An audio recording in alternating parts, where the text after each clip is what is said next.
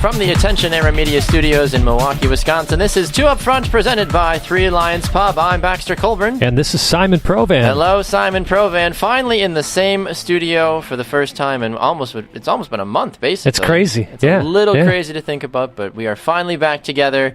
You were traveling, I was traveling, and now we've traveled to the same studio together finally, and everything is right with the world again, I feel Absolutely. like. It's a good feeling to be back, though. We are thrilled. We've got a good show in store for you today. A little bit more MLS and USA focused show today. Of course, as many folks know, Friday is the USA-Mexico down in Columbus, 2-0, all that fun jazz. So we will have Brian Dunseth of Sirius XM joining us in our second segment. And then in our final segment, Matt Doyle is going to jump from MLSsoccer.com over to here really quick and help us kind of digest all the craziness that took place in the playoffs for MLS last week.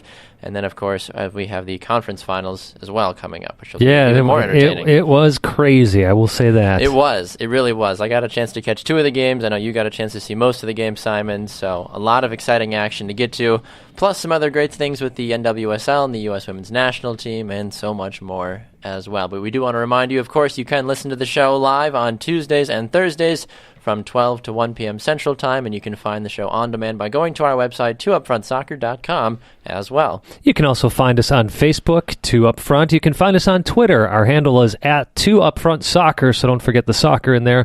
We, of course, have our personal handles at Simon Provan, at Baxter Colburn. Yes, indeed. All right, Simon, a couple of big things to get to here in our first segment in the kick-around. There's a couple of different directions. Do you want to go local, national, or international?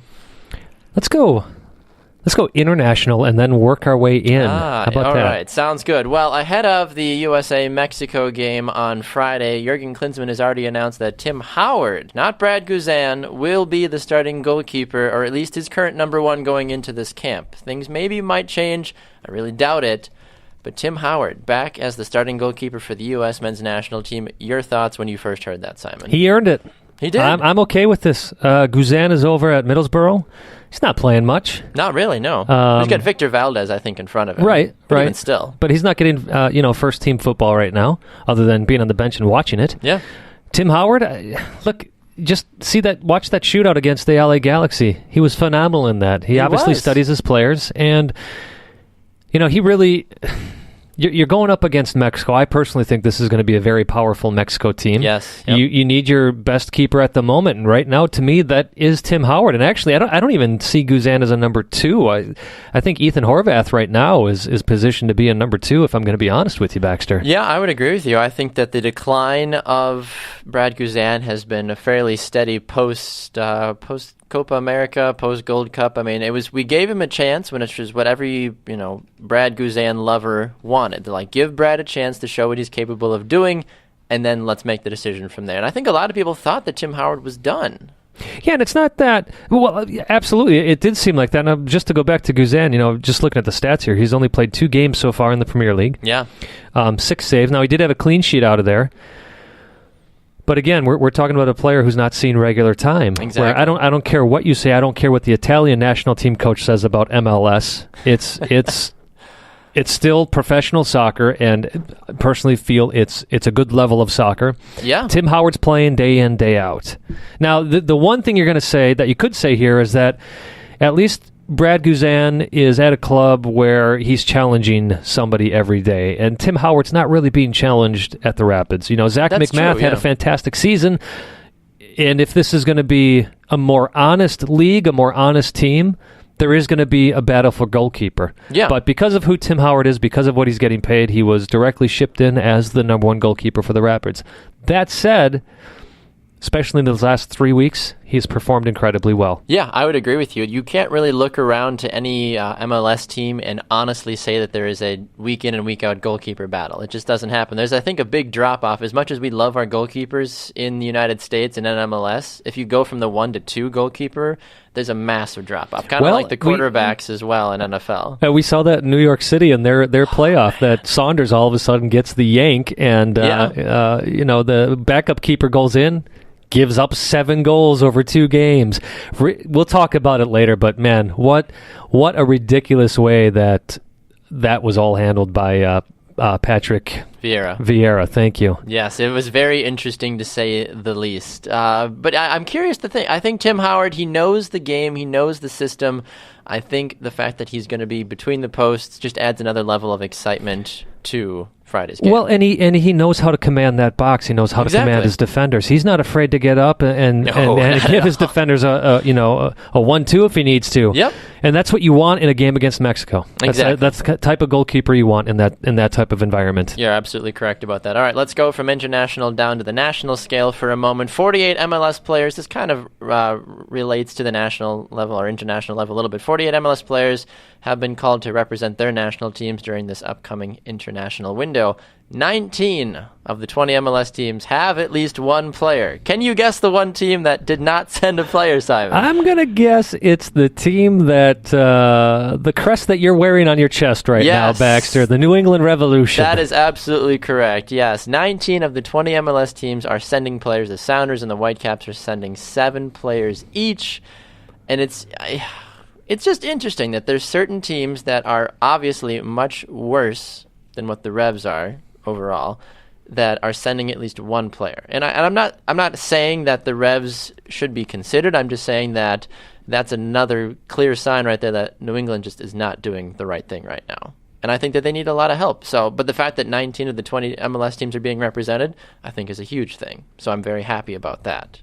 Well, and it does speak to the league. Look, I was referring to before the national team coach of Italy coming out and saying, I've tried to help Giovinco, but let's be honest, he's playing in a league that doesn't matter and doesn't deserve to be called up to the team. I've got such a problem with that statement. Not being an MLS fanboy, but for the fact that if you watch Sebastian Giovinco play, it wouldn't matter right now what league he is in. No. And people will say, well, you look at his time in Serie A. He failed there. Okay, but there's been plenty of players that have come back, or not have come back, but have come to MLS, revived their career, then go back to Europe, and they're phenomenal. Yeah, exactly. And Giovinco I think it's a couple of things. One, he appreciates the opportunity that MLS gave him. He's taken full advantage of it. And two, he's wickedly talented, and he's showing that now. And if he were to go back to Europe, you would see that happen. You would see him play very well over there. So why not at least give a man who is on fire, scoring a hat-trick in the playoffs, give him the opportunity to show what he can do for the national team? Yeah, I am 100% on board with you on that one. I think that the fact that he's not been given that opportunity, I think, is just absolutely ludicrous because he is a talented player. He would be able to go to any team anywhere and instantly make them better. Even if it's a Real Madrid, he's a dynamic player. He commands respect when he has the ball, and he can make plays out of nothing, which is what you want in a goal scorer. Absolutely. So I just think it's a little crazy that he still isn't getting considered for a national team. Gio Dos Santos did get a call, though, from those that were worried back in the day. I mean, he declined, supposedly, his call-up for Copa America. Right. But now he's like, oh, USA, Mexico. Well, yeah, I'm all there. So well, and we got to be pretty excited that he ends the season with the LA Galaxy with a missed PK. Tim Howard's going, yes, got him. I love it. But yeah, looking through the nations being represented, the U.S., of course, leads the way. They've got 10. Panama has 6.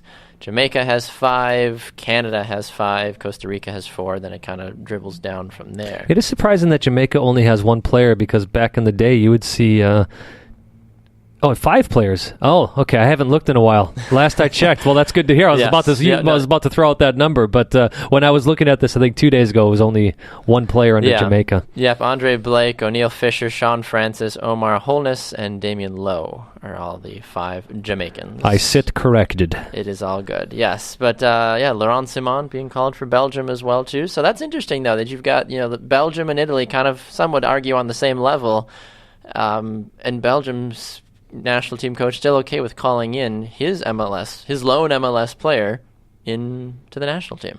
Well, yeah, it goes back to when Giovinco first said he was coming to MLS. The current coach at that time said he was very supportive of that. Mm-hmm. So it's a tough situation for Giovinco. But yeah, you got a powerful nation like Belgium calling up players from MLS. That says a lot. That says a lot, honestly. All right, and finally, let's jump down to the local level, a derby among the Wisconsin faithful, Marquette and Wisconsin. Yeah, women's soccer taking on each other in the first round of the NCAA Division I Women's Soccer Championship. Wisconsin traveling to Marquette traveling to Madison to take on UW-Wisconsin. This is on Friday at November 11th at 7 p.m. So if you're local, maybe you want to set the DVR for the U.S.-Mexico game and go watch this game live. It's a tough choice, Baxter. Very tough. Seems like it would be a good one for sure. I haven't gotten a chance to get out to a local soccer game in a while, but this might be one that I might have to hit the road for. Well, the last time they played was back on August 11th, exhibition game. The Badgers won that one 2-0, and that was actually at Marquette. So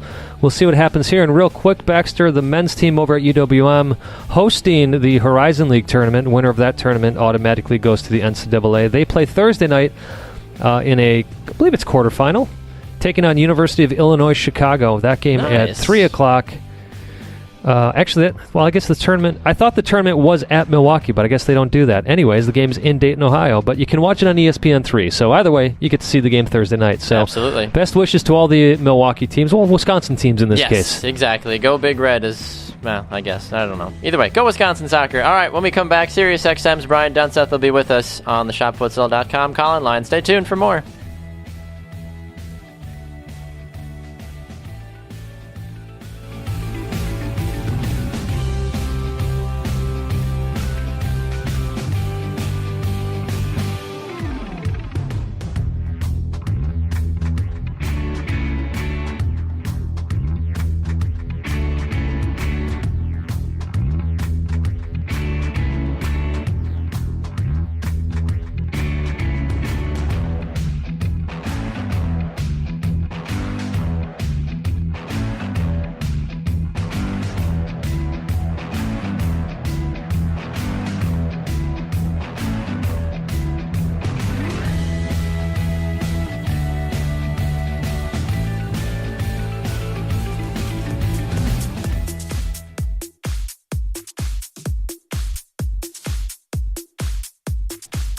Welcome back to Two Up Front from the Attention Era Media Studios, presented by Three Lions Pub. I'm Baxter Colburn. And this is Simon Provan. Simon Provan. Today is a great day, isn't it?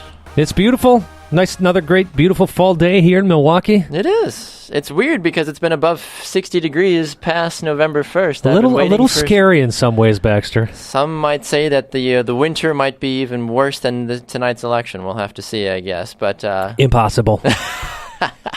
I love it. All right. Well, when you speak about politics, people talk about the United States. You hear about Mexico, you hear about all the other things, but you also talk about it from a soccer perspective. It has an entirely different meaning, Simon, and we have the opportunity to speak with a gentleman that knows a thing or two about the soccer world. He's a host on Sirius XM. He's a part of the Real Salt Lake broadcast, and basically anybody else that is credible in soccer, he's done something for them at some point, and now he's back on the program with us on the shopfutsal.com call-in line. It is Brian Dunseth. Welcome back to the show, Brian. What's up, guys? How are you? Doing well, Brian. We are thrilled to have you back on the show. An exciting weekend of MLS action, of course, behind us. Real quickly, what were your thoughts about all the chaos that took place this last weekend? Oof, not a good night to be Patrick Vieira, meeting with Ferran Soriano and the Man City brass.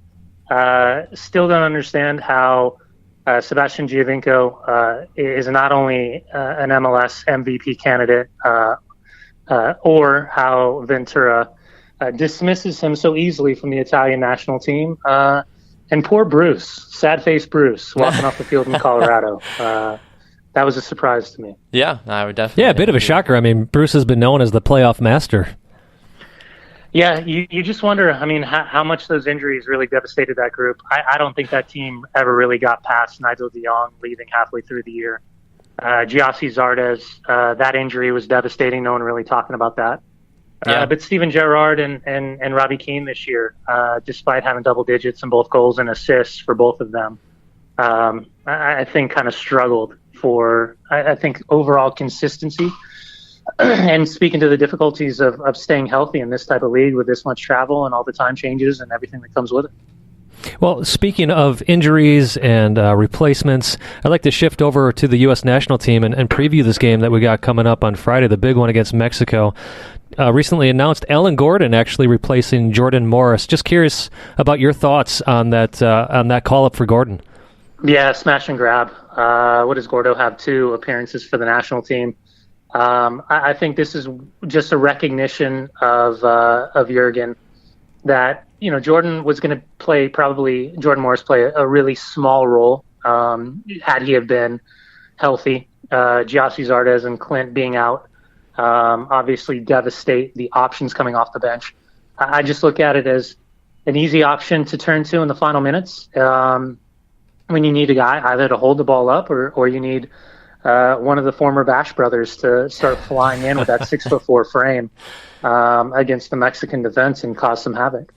How much do you think that the issue for Sasha Kljestan this last weekend might affect him with the national team? I know it's going to be about a week that he'll have to kind of digest things, but it was pretty obvious that he was pretty, upset at himself at his play. Is that going to carry over, do you think, to the national team? No, knowing Sasha as well as I do, I don't think so. Maybe if he steps to the penalty spot during the match, he'll maybe second guess himself. But Sasha's always been a very confident, not a cocky, a very confident player. He's one of the best teammates that I've been alongside when he first came in the league at Siruis USA. He's one of the best guys that I know off the field. I don't think so. I think more importantly, just getting a mask to protect what looked like a pretty good broken nose. I think that's the only factor. The biggest question is what does Jurgen Klinsmann do? I think we all want to think we understand what Jurgen Klinsmann will do. But when you take a look at this roster, it goes right back out the window. Well, speaking of rosters, looking over at Mexico's side, they've got a young squad mixed in with some very experienced players, maybe too experienced with Rafa still being called up. But they also have a coach, Juan Carlos Osorio, who obviously spent time in MLS, may know the U.S. players well. Do you think this is perhaps a chance for Mexico to break the curse of the Dos Cero? Yeah, absolutely. I 100% think there's a really good chance. I've been talking about this the last couple of weeks on the Sirius. The weird thing for me is, number one, Juan Carlos Osorio, where you think he's a complete idiot, where you think he's a savant. He's very forthright and honest with the way he views the game. I think at times it borders on being maniacal, but this rotation policy is something that we never really have seen in Mexico. And for him to come out last week and so publicly talk about him and his staff keeping an eye on the American players, not only in MLS, but around the world, and even point out Alfredo Morales at Ingolstadt. Mm-hmm. For me, that was the depth in which we were used to seeing. And even Janusz Mihalik, who had played with him over in Connecticut back in the day in college, said, this is the type of guy he is. He's a taskmaster. He's very detail oriented. For as much as I say that, I think his policy, his rotation policy, this idea of constantly being on the forefront of changing his system and looking for the weaknesses and looking to expose the weaknesses of his opponent has gone down very, very poorly south of the border in Mexico. Amongst the fans, the media, the former managers, Piojo's been very outspoken about it as well. There has been no semblance of understanding from the outside looking in what he's trying to articulate to his players on the field. And even this week, talking about psychologically that maybe these players aren't necessarily primed for success because of the hypersensitive focus that's being placed on them week in, week out, day in, day out, in all the papers and television stations. So this will be a big one. I don't think the Mexican public, I don't think the team has gotten past that drubbing against Chile in the Copa Centenario in Santa Clara, the 7-0 loss.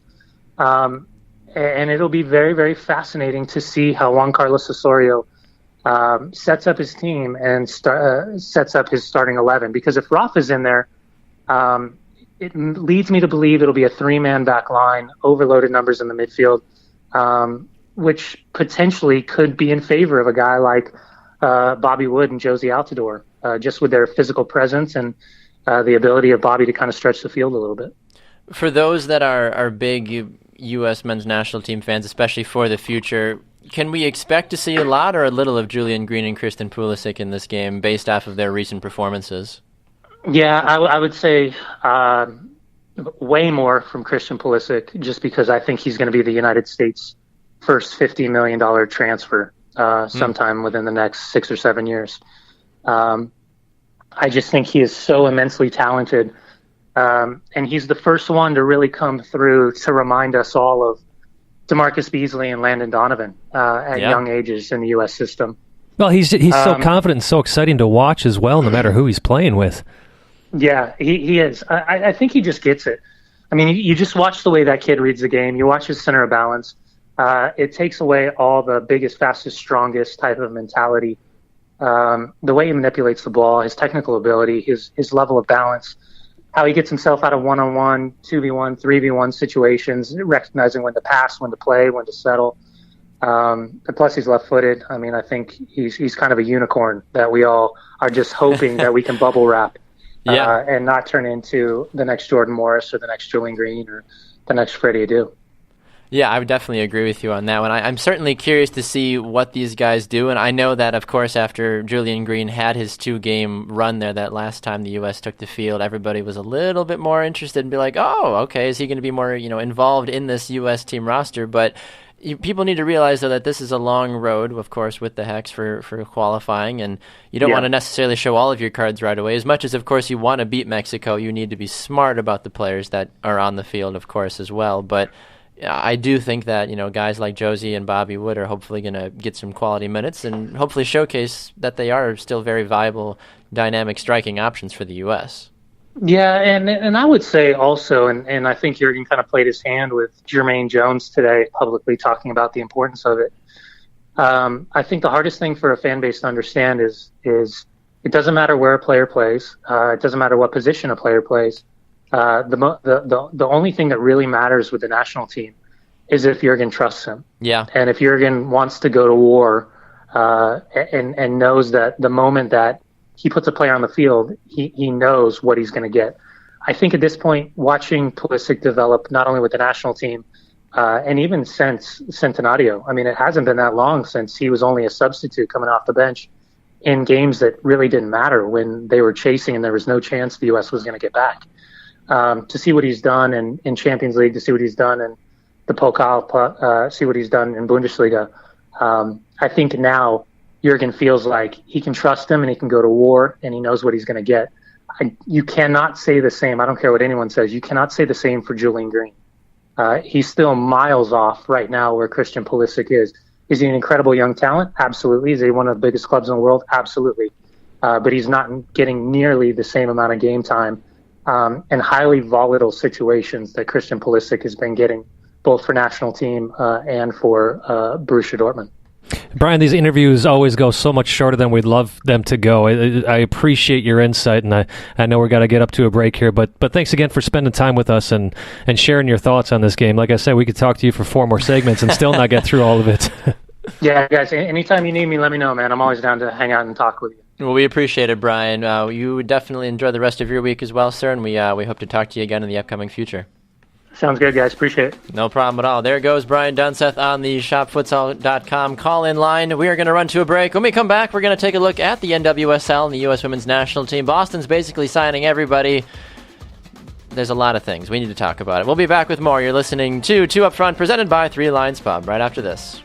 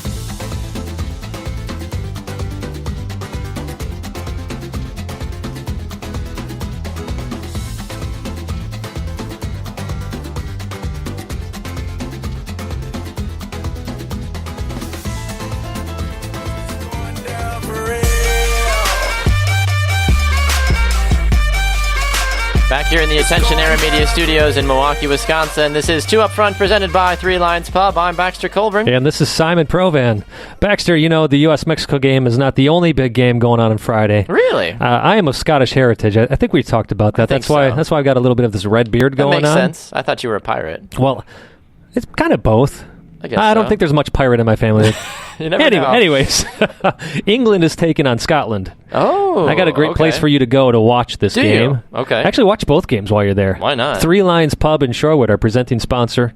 1:45 p.m. is the England-Scotland game, and of course the U.S.-Mexico game at 7 p.m., obviously both on Friday. So there's expecting huge crowds over that Three Lions Pub, which of course you want. So if you can't fly over to England on Friday, if you can't drive down to Columbus on Friday, head over to Three Lions Pub and experience a great soccer atmosphere, get some great food while you're at it, and of course, some great drinks as well. I could go for some food right about now. I am starving. My goodness. Either way, though, yes, it's a very exciting time, of course, if you are a soccer fan or a fan of, no matter what national team you support, Three Lions Pub and Red Lions Pub, the place to be. I know we didn't have this on the boards, Baxter, to talk about, and I don't want to talk too much about it, but I've been reading that Scotland has a chance to take down England at Wembley. Well, England's been a little iffy. Well, that's it. At the same time, I know a defender for Tottenham. Look, I'm not going to fake like I actually know the Scottish national team. I root for them, but I don't really know many of the players playing. Then again, I know I'm not alone in that, even in Scotland. True. But I know they had a defender playing with Tottenham that went down over the weekend, which is a huge blow to them. So that may have changed some of the preview articles I read. Yeah. I still think you see England winning that game, but still, I'll be cheering on the Scottish team, and if I wasn't teaching at that time, I'd be heading down to the Three Lions Pub, I can tell you that. There you go. All right, so let's take a look at the United States women's national team. A friend of the show, Jess McDonald, we had talked about it, and with her about a couple months ago now at this point, do you think you'll ever get back to the national team? And she's like, well, yeah, they'd be great, but I think she kind of also was like, guys. She scoffed a little bit at that. She's like, come on, guys. Like, I'm a little old for that now. Like, that's not what Jill Ellis is doing. And then suddenly, over the course of a series of unfortunate events, or fortunate events, depending on who you talk to, Jess McDonald now finds herself a part of the U.S. women's national team after injuries to Hinkle and Klingenberg. Well, and I'm going to say it, God bless her for it. She has worked so hard. She's been traded from team to team to team. Paul Riley, head coach over at Western New York Flash, who Jess plays for, he had said when he went over to Western New York Flash, one of the first players he wanted was Jessica McDonald. Yeah. Because he loves her fighting spirit, not just on the field, but off the field, how she doesn't let anything get her down. And you saw her fantastic play in the NWSL championship game. You saw her fantastic play throughout this entire season, one of the top leading scorers in the league. And she gets what she deserves, a call-up to the U.S. women's national team. So I'm very excited for her, and hopefully she gets some minutes to show what she can do. I hope so, yeah, because you look at the forwards that she's now battling with. It's her and Crystal Dunn, Alex Morgan, Keelia Ohai, Kristen Press, and Lynn Williams. So I'm hoping that the Western New York Flash connection will continue. I'd love to see McDonald and Williams on the field for at least a little bit. If I'm Jill Ellis, I'm going to say, hey, it worked so well. Let's throw Sam Mewis behind them in midfield. Exactly, right. Let's just see what happens for a couple minutes, Like, who's to say that, something really good couldn't happen because these three gals already know each other so well. Well, and McDonald isn't a stranger to the U.S. women's national program. No. She did play with the 17s, the 20s, the 23s, and in fact, Baxter, according to U.S. Soccer, Alice actually coached Jessica McDonald in the U20 women's national team Pan American Games in 2007. So there is a relationship. There's a history there. Yes, no, you're absolutely right about that. Looking at this roster, though, that will be taking on Romania, the goalkeepers, Adriana Franch, Ashlyn Harris, Alyssa Nair, three obviously very good goalkeepers. Yeah, I think you'll see a battle there between Harris and Nair for the starting position there. Franch is, I think, more of just a insurance and also, get some more experience. Well, and I think well-deserved call-up as well, though. I mean, she missed a few games, but she was fantastic in goal as well when she did play for the Thorns. So you're absolutely right. Defenders are Abby Delcamper, Julie Johnston, Ali Krieger, Emily Menges, Kelly O'Hara, Becky Sauerbrunn, and Casey Short. So Casey Short getting another round to show what she can do. I think that's good. She didn't have the best of showings in those two friendlies that they recently had. I did hear a lot of criticism about her play. Right, but a young gal coming into the mix. Perhaps nerves got to her, so I think it's very responsible of Jill Ellis to say, you know what, let's give you another chance. So you got a couple of games under your belt now. Let's give it another shot. By the way, U.S. Soccer needs to update Ellie Krieger's team to Orlando Pride, no longer with the Washington Spirit. Yep. And then the midfielders are Morgan Bryant, Kristen Edmonds, who was just on the program recently, so congratulations to Kristen. She was another one, too, who wasn't quite sure if she'd get that call-up. Sure, guys, sure. And it's so funny, too. She's listed as a defender for the Pride, but she's listed as a midfielder for the national team. I have no idea. She can score goals. That's all that matters. Exactly. Lindsay Horan, Allie Long, Sam Mewis, Megan Rapinoe, and Andy Sullivan from Stanford are all your midfielders. Yeah, I liked that tone of voice when you said Rapinoe, as if you're a little bit surprised by that call-up. I still am, not just because of the controversy, but you're bringing in all these younger players. Mm-hmm. I guess maybe you do need some of that veteran presence for leadership qualities. And I can see the reason maybe for why they called her in, aside from that, is because she didn't get the last call-up. So they gave her a little bit of time away, not only from NWSL, but also from the national team to kind of sort her things out. So I'm wondering if that month or two break maybe was a good thing for Rapinoe, and now Ellis is saying, all right, let's see where you're at now, mentally on the field, et cetera, and kind of gauge you from there, because, as you mentioned, even from a veteran perspective, if you can help influence some of these younger gals on the team, Megan Rapinoe, regardless of what she does off the field, is incredibly talented on the field. Absolutely. No doubt about it. So it'll be interesting to see what they do when they do take on Romania, but at the same time, I think that they've got a very viable chance, of course. November 13th and November 10th are their two games at Avaya Stadium and the StubHub Center. So San Jose and Carson, California. If you happen to be in those vicinities, go and check out the games. If not, they'll be on ESPN2 and FS1, respectively, on those. All right. I was just going to say real quick, if you want to know a little bit more about Romania, I am not pushing USSoccer.com today, but there is a nice article, USSoccer.com, 5 things to know about Romania. So we're not going to go through those since you can read them, but check it out. Yeah, absolutely. All right, let's briefly talk. A gal that was on the show, we've had a weird history of people that have been on the show that either go and score goals, they get national team call-ups, or they retire. That's about it. Manon Mellis is retiring from soccer. She's just retired from the Seattle Reign. Which is interesting because I asked her that question when she was on about, what next year, are you with Seattle or do you go back to Europe? And her reply was, I'm not sure about anything right now. Yeah. So you wonder how long she's actually been thinking retirement. Yeah, she did have a fractured tibia, but she did appear in 16 of the Reign's 20 games this season. She started 15 of them, returned from injury, found her form, as we all know, and scored a goal in at least 5 straight matches as well. Well, little offshoot comment here, Baxter, on the NWSLsoccer.com page where it has the announcement, the headline of Mellis retiring. She's about to give Kristen Winters a hug, who also retired this year. Keelan, yes, who was also on the show. Just going back to your point about the two up front effect. It's I don't know. Is it a curse? It is a blessing. It depends. 2/3 of it is a blessing. I feel like. Although I guess retiring it's not a bad thing if you get to walk, especially if you get to walk away on your own terms. Agreed. Yes, I think that makes it all worth it. I feel like at the end of the day, if you can walk away under your own power. But Manon Mellis, as many folks know, especially Seattle Reign fans, dynamic player, nothing but good for the team as a whole. So maybe we can check in with her in the next couple of weeks and say, hey, man, and since you're retired now, give us a little bit more insight about what's going on, I guess. But we'll have to see if our PR people can get a hold of her. But one other thing I want to talk about. I'm on it! There you go. Thank you. That was Jim. He's a nice guy.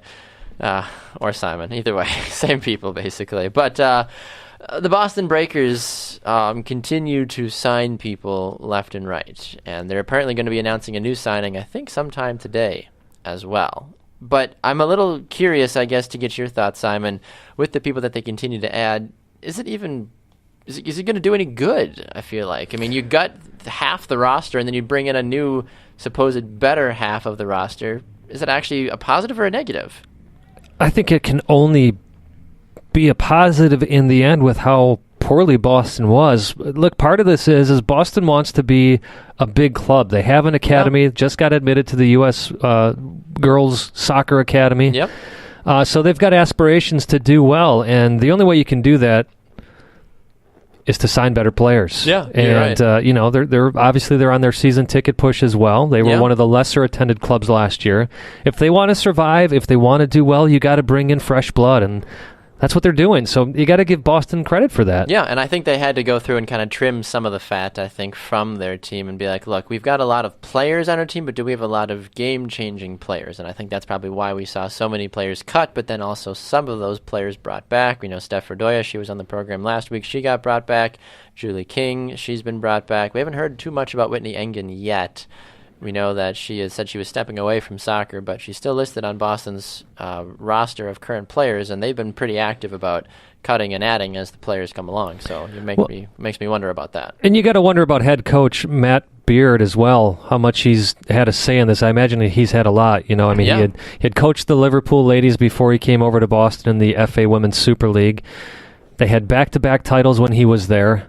He's not used to losing. No, he's not. So it makes sense why he'd be blowing up this roster and saying, hey, I want to bring in, I don't know why I'm doing Australian. I was like, oi, listen up. He wants to bring in players that perhaps can identify with the system that he wants to instill over in Boston. Yeah, I'd agree with you. Well, so far they've brought in Emily Javi. I don't know exactly how to pronounce her name, so apologies. And Amanda DaCosta as well, from totally different teams. So, and supposedly many more are on the way. So we'll be keeping an eye on what Boston decides to do. Yeah, I don't know much about Javi, but what I've read about her, she's been a very celebrated player over in Europe as well as around the world, really. Yeah. She's a very good player from what I've heard, and that's what the Breakers lacked last year was a lot of goals. So why not bring in a gal that knows how to score some goals?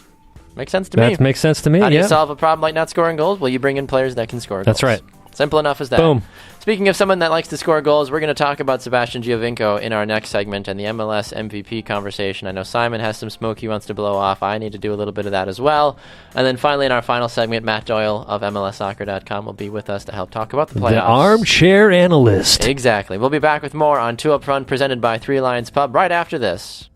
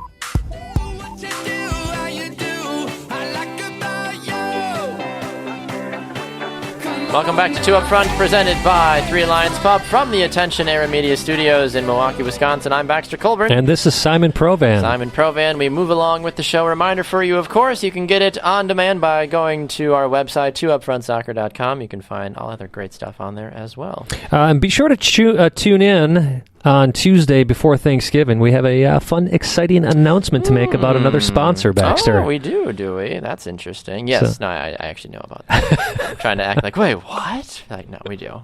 It's very exciting. Exciting times at Two Up Front for sure, and possible other announcements as well coming down the road as well. Always. Try to keep things fresh and exciting here on Two Up Front. That's how we get to do what we get to do on a daily basis or weekly basis, I suppose. A very exciting way to say that, Baxter. Yes. There you go. All right, let's talk about some MLS. You want to gloat, so I'll let you gloat first so we get that out of the way. So when I wasn't on the show, I called in when I was going through the drive-thru, and you had asked me, well, what do you think about L.A., Colorado? I said, you know what, Baxter? I'm actually going to take Colorado in this game, but in a shootout. Mm-hmm. So, I had to gloat a little bit. It happened. I'm like, Baxter, I called it. You texted me immediately. I was like, I so called it. I'm like, nicely done. And then I realized I got to stop, getting so excited because it makes me look less and less like a soccer pundit when I get excited when things turn out like I called them. It's kind of like, when Barry Sanders would score a touchdown. he wouldn't celebrate. He'd just give the ball to the ref. Like, yeah, I'm supposed to be used here. to doing this. Exactly. It's like, I'm supposed to be here, so there you go. So Colorado beat LA in a shootout, and that was my prediction. Some of you may have remembered that I made that prediction. So, like, okay, thank you, Simon. So I know, Baxter, you said that you hadn't, that you didn't have time, or well, you were busy with a pregnant wife and traveling the world. Still waiting for the baby to come up. So you didn't get a chance to fill out your MLS playoff bracket. I've been pretty happy with mine. I did take Seattle and Colorado to make it all the way to the Western Conference Championship. So I mentally took Seattle. I believe that. Eastern Conference, though, I did have the Red Bulls going up against Toronto. So my 3 of 4 are alive. I did pick the Red Bulls to win it all, so I'm screwed there. Yeah. But I did have Colorado going to the final, so getting that out of the way, I had New York and Colorado in the MLS Cup final. So maybe I'll get half of the teams right. I don't know. I think at this point, it's going to depend a lot on how Jordan Morris's injury plays out, I feel like. The fact that he's not going to national team camp, I think, will do him good. That'll give him a week to rest and kind of get it all together. That was the first thing I noticed, too, that the announcers kept talking about. It's like, Jordan Morris is on the bench. He's hurt. And I'm like, oh, really? Yeah, and of course, the championship finals aren't until November 22nd. So plenty of time for players to heal up. Yes, because you've got the international break, of course, this week. So we'll talk with Matt Doyle about those matches as a whole in those series, but we can look back, I guess, briefly at how the games went. Right. I mean, honestly, I'm at a loss for words about what if you're NYCFC at this point, I guess. Good. So let's go with that first. This is what Brian Dunseth had said a little bit about it. I hinted at it in our first segment, but Vieri, what the heck was he doing with it? Was he just like, okay, I got to the playoffs? I'm done. This is good enough. I think so. Because you take your starting goalkeeper, Josh Saunders, who surprised a lot of people this year, including myself, with how well he played. Yeah.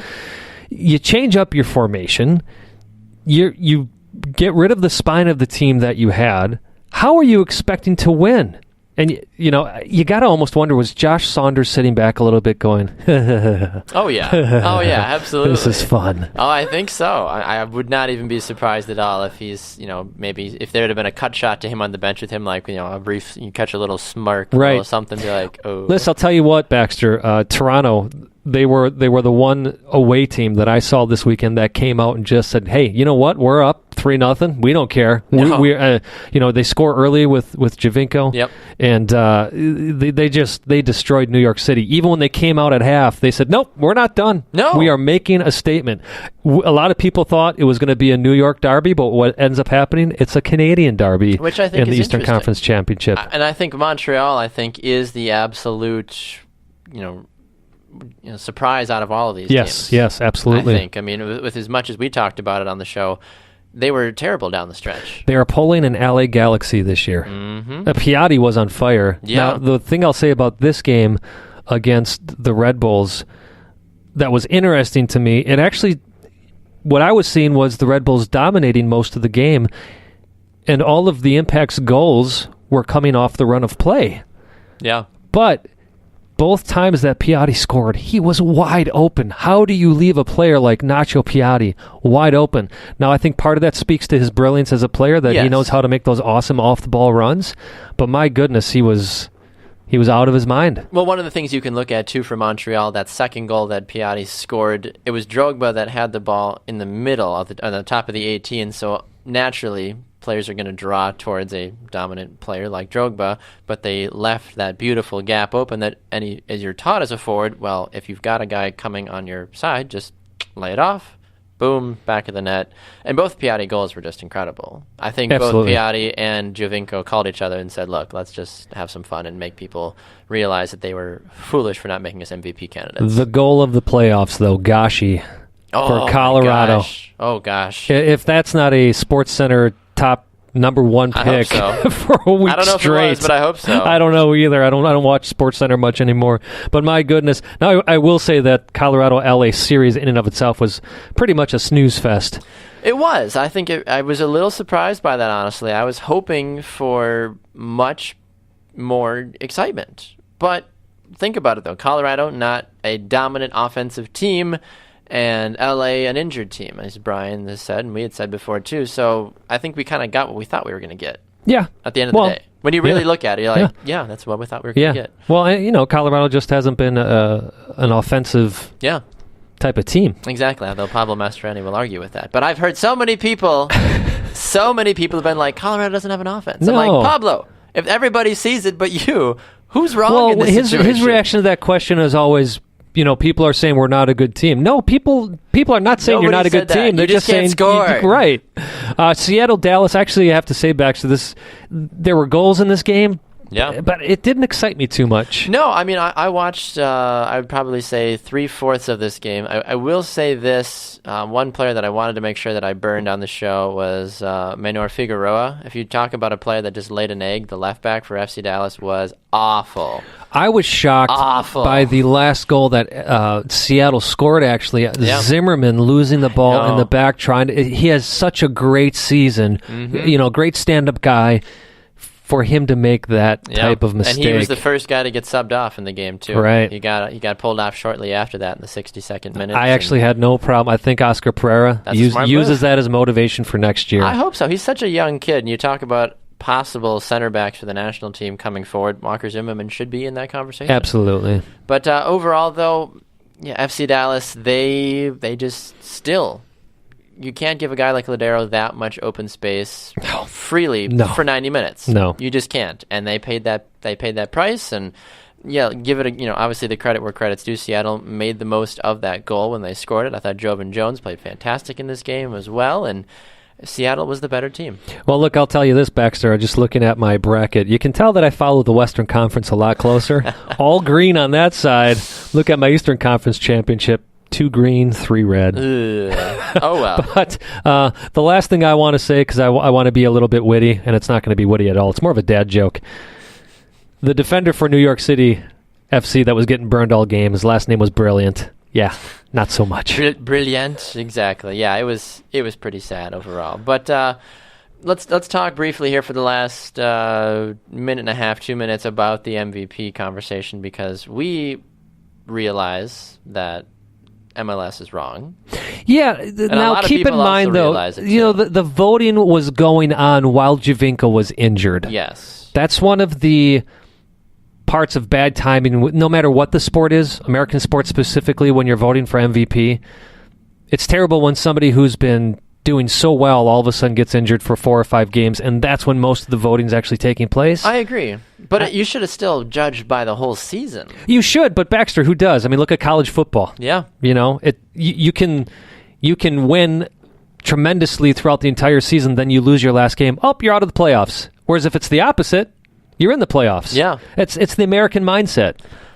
Which is difficult, and I think MLS finally just wanted a Red Bull or an NYCFC player to finally do something, because they know the teams maybe weren't capable of doing what they wanted them to do. And it's hard because league office is in New York, so of course you want to plug your own guys if you can. But I don't believe that 2 players from the same team should be final MVP candidates. But this is part of it, is understanding the way the system works. The 3 finalists, like the MVP was already chosen. Yeah. The three people listed as finalists are the top 3 vote getters from the media, from MLS players, and from MLS personnel. Yeah. So it wasn't so much that, okay, here's our 3 MVP candidates. Right, I know that. Yeah, it's all about the voting. It wasn't, let's put these guys on the same ticket so much as it was, these are just the 3 top vote getters. Yeah. But it's surprising when even MLS personnel and MLS players are doing the voting, that even they didn't get Giovinco in there. How do you not? I think an MVP is somebody that if you take them from their team and you wonder how good the team still is, you take away Sasha or BWP, the other kind of helps supplement them being gone. You take away Giovinco, you take away Piatti, totally different team. Although, as we talked, I think Sasha actually has a better argument for being MVP than Bradley Wright Phillips does. I completely Simply agree. because he first of all, he was a surprise this year, but Bradley Wright Phillips doesn't score as many goals without Sasha Kljestan. Exactly. All right, we're going to go to our final break. When we come back, Matt Doyle of MLSsoccer.com will be here to talk with us about the MLS playoffs in a little bit more detail. You are listening to 2 Up Front, presented by 3 Lions Pub. Stay tuned.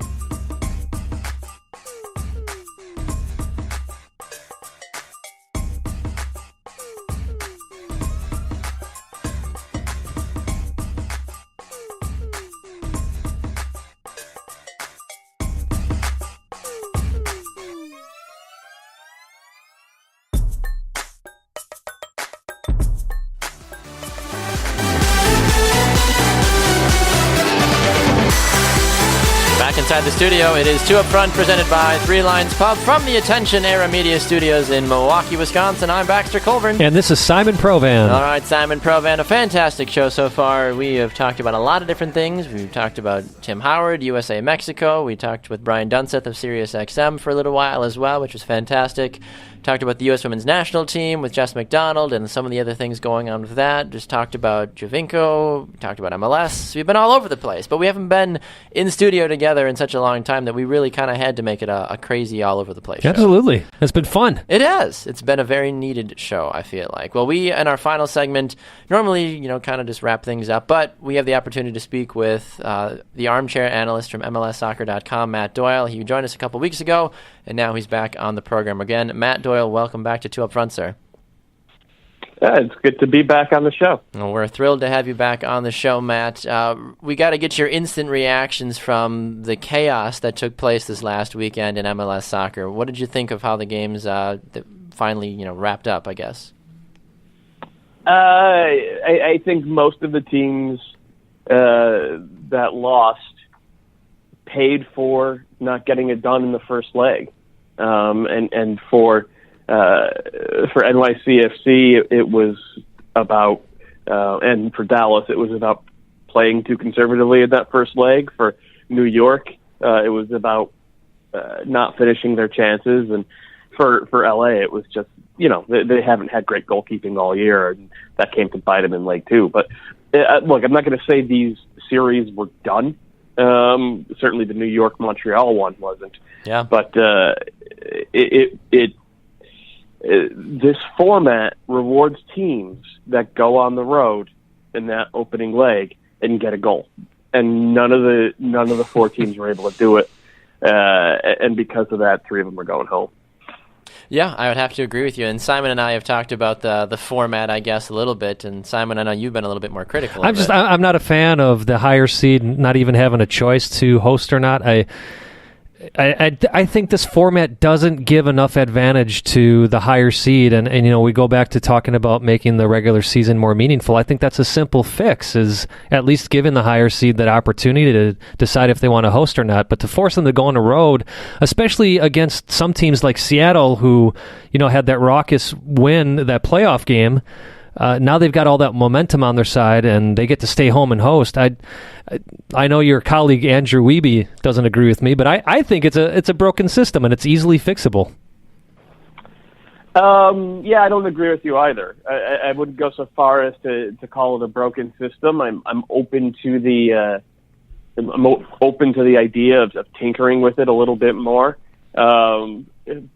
To me, it's just the system is what it is. It did make for some exciting series, and it did make for some upsets, which I thought we were all supposed to want. But apparently, everybody always wants the higher seeded team to go through. Well, I think the opportunity for upset is always exciting, but not when the upset is almost, I don't want to say given to the other team, but again, they have more opportunity for it. It sets up the upset opportunity too much, I guess, in my humble opinion. I think we're just going to disagree on that one. That's cool. I mean, look, we can agree to disagree. I feel like. Yeah. I understand that people have takes on this stuff, and I kind of respect that. But to me, it's just I don't look. The Red Bulls didn't choke in front of net because of the seeding. I agree with that. I wholeheartedly agree with that. Yep. And Oscar Pareja and Patrick Vieira didn't completely destroy their team's confidence because of the playoff format. Yeah. They just weren't able to figure out what was the best way to approach it. And I think that when we talk about rejiggering how we want the playoffs to go, we shouldn't use these results as prima facie evidence that it needs to be changed. Because I don't think that's what these results were. I think that these were, for Dallas and New York, it was the New York City rather, it was the coaches choking, and for New York, it was the players choking. I wonder, Matt. I'm not necessarily a proponent of this, but would you be in favor at all of these being one-off games? hosted by the higher seed? I would. I actually think that would be a lot better. I think you could run the regular season longer, right up to Thanksgiving, and then you would have just a very quick run through the playoffs, which would, it would almost feel like the World Cup group stage. You have 3 games in a week, and then not the championship, but like that sort of make it that compact. But that's not going to happen because the playoffs in general do better ratings. And owners like to have more games to sell out. Yep. So it's as nice as it would be. Don't go holding your breath on that. Yeah, unfortunately, and as many folks know that follow any American sports, or just sports as a whole, it's all about the money at the end of the day. So, Dan, either way, I appreciate you entertaining these thoughts with me. These are things that Simon throws at me on a weekly basis. I'm like, sure, I don't know. Absolutely, it's worth discussing, especially because Liga MX has a different type of system, and it seems to work pretty well for them. It's stuff that people should be thinking about. I just don't give that much of a damn about it, to be honest with you. I love it. Well, we both, all three of us, I think, do give a damn about these Western and Eastern Conference championship games now, with Montreal and Toronto, the O Canada, Cup basically, and then you've got Seattle, Colorado. Of these two series, I know they're both going to provide their own entertainment, but are you looking forward to watching one series over the other at all? Eastern Conference. The Eastern Conference has been better and more entertaining than the Western Conference all year, and I think that'll continue into this series. And you add to that the fact that it's a legitimate rivalry. I mean, there's no rivalry between Colorado and Seattle. They'll obviously both teams will be into it and going for blood because it's the Western Conference Finals. But Montreal, Toronto, you roll the ball out there in any sequence or in any type of competition, and it's going to be, they're going to crank it up to 11, and I can't wait for that. Well, and you got to imagine for all the goals that Colorado won't score, Toronto and Montreal will make up for that. I think that's a pretty good bet, especially with the way that Jovinko and Piatti are playing. And it needs to be said, it's not just those two guys, and it's not just the Montreal-Toronto rivalry, which goes back centuries and is so much bigger than just soccer. But it's philosophies on how you want to build your roster and how you want to build your team. Toronto will have 10 of 11 starters from CONCACAF, and probably 16 of 18 guys on their game day roster. Montreal will have 2 of 11 from CONCACAF, and maybe 4 on their 18-man roster. It's a vastly different way of building teams, and where you want to invest, and it shows, I think, different organizational philosophies on how you conceive of local talent. I'm going to be very open and say that I approve of Toronto's and not so much Montreal's, but that's why you got to play the game. Exactly. And we will see what happens. That's why they play the game.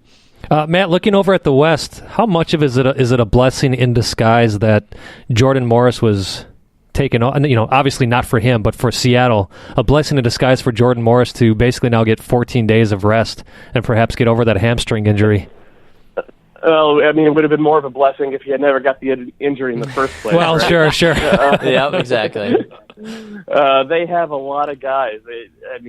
Flaco Fernandez is nursing a hamstring injury. I think Roman Torres has, I don't remember if it was a hamstring or a groin. We saw Nelson Valdez, I guess I should call him Gold Machine Nelson Valdez, subbed off with cramps. So, they need this rest. And look, if they all come back fit, I think they're favored. Yeah. But 2 weeks that's not an especially long time to recover from a hamstring strain. Yeah, good point. It's definitely something to keep an eye on. All right, fair enough. And then finally, Matt, really fast before we let you go, do you have a USA-Mexico prediction for us? My heart says 2-0. my head says a 1-1 draw. Ooh, interesting. Okay, I haven't heard a lot of draws. We've heard that Mexico might either run away with it or that 2-0 as well too for the U.S. Well, either way, we are excited and thrilled to have you on the program again, Matt. So thank you for taking some time. And real quick before we let you go as well, where can people find your work and find you on social media as well? Yeah, find me at MLS Analyst on Twitter, though you might want to stay away from the next 24 hours because I'll be tweeting politics. And then everything else is on MLSsoccer.com. I write the Armchair Analyst column, and you can find me there. Well, Matt, I am always happy to debate MLS playoff formats with you, but I promise I won't debate politics with you. At least not for another 4 years. Right. Yes. So. Yep, exactly. Matt Doyle, always a pleasure, sir. Let's do this again sometime soon, all right? Cheers. Take care, guys. Thanks, Matt. Matt Doyle, there he goes on the shopfutsal.com call-in line. All of our guests appear on the shopfutsal.com call-in line. Brian Dunseth was here earlier, and Matt Doyle we just heard from as well, from MLSsoccer.com as well. As we wrap things up, Simon Proven, your closing thoughts for us today. Hey, I do want to do a special shout-out to Sarah Hagen of the Orlando Pride.